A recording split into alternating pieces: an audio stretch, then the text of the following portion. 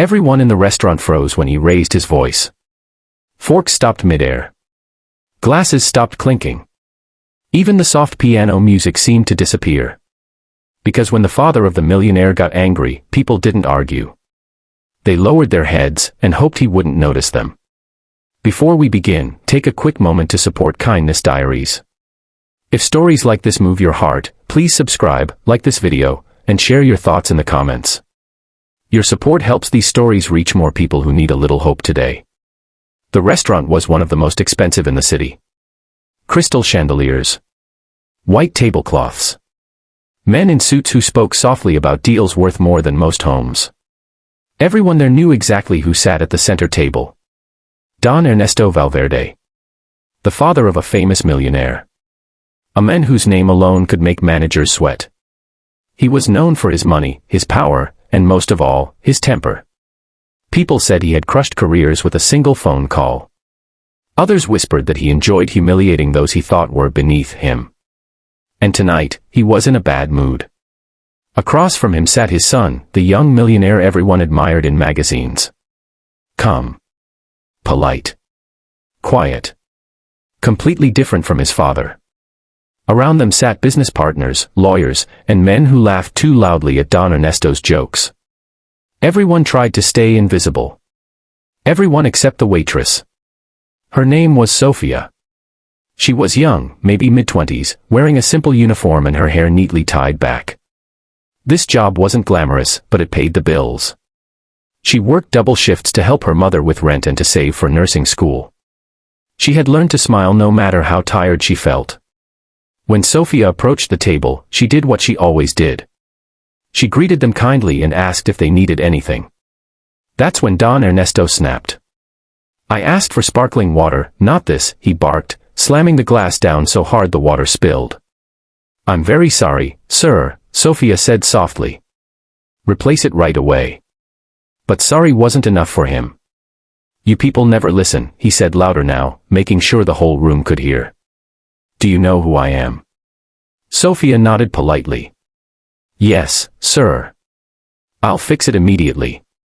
That calm response only made him angrier. Don't turn your back on me when I'm talking to you, he shouted. Every eye in the restaurant turned toward them. Some guests looked uncomfortable.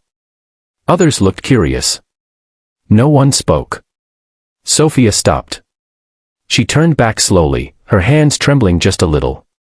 But her voice remained steady. I'm here to help, sir. Not to disrespect you. That was the moment people expected her to be fired. Or reduced to tears. Or to apologize again and again. But instead, something unexpected happened. Don Ernesto stood up. He leaned forward, towering over her. You think you can talk back to me, he said. I could get you fired with one word. The manager watched from across the room, pale and frozen. Sophia took a deep breath. My job matters to me, she said. But my dignity matters too. A sharp silence fell over the room. No one had ever spoken to Don Ernesto like that. His son slowly looked up. For the first time that night, the young millionaire really paid attention. Don Ernesto laughed bitterly. Dignity, he scoffed. You should be grateful to even be standing here. Sophia felt her heart pounding, but she didn't step back. Sir, she said gently, I don't know what kind of day you've had. I don't know what you're carrying inside. But I do know that kindness doesn't cost anything. That sentence landed like a stone dropped into still water. People shifted in their seats. One man cleared his throat. Another looked down at his plate. Don Ernesto opened his mouth to yell again, but nothing came out. Instead, his face tightened. His eyes flickered, just for a moment. The son stood up.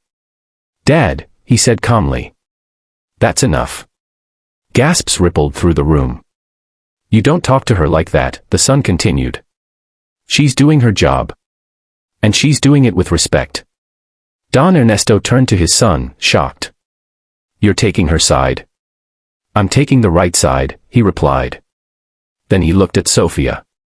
I'm sorry you were treated this way, he said sincerely. Sophia blinked, surprised. Don Ernesto sat back down slowly. The fire in his eyes faded, replaced by something heavier. Something tired. Minutes passed in silence. Then, quietly, Don Ernesto spoke. "When I was young," he said, not looking at anyone, "I waited tables too." Everyone froze again, but this time for a different reason. "No one remembers that," he continued. "I was shouted at. Humiliated. Treated like I was nothing. And when I got power, I promised myself I'd never be small again. And somewhere along the way, I became the same kind of man I hated." Sophia didn't interrupt. She didn't judge. She simply listened. "I didn't mean to embarrass you," Don Ernesto said, his voice lower now. "I forgot what it feels like to stand where you're standing." The room felt lighter. Warmer. Sophia placed a fresh glass of sparkling water gently on the table. "I hope your night gets better," she said kindly. No sarcasm. No bitterness. Just kindness.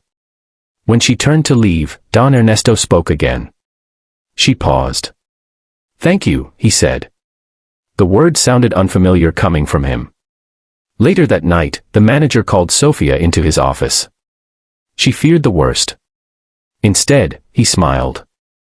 "Your table paid for every meal in the restaurant tonight," he said.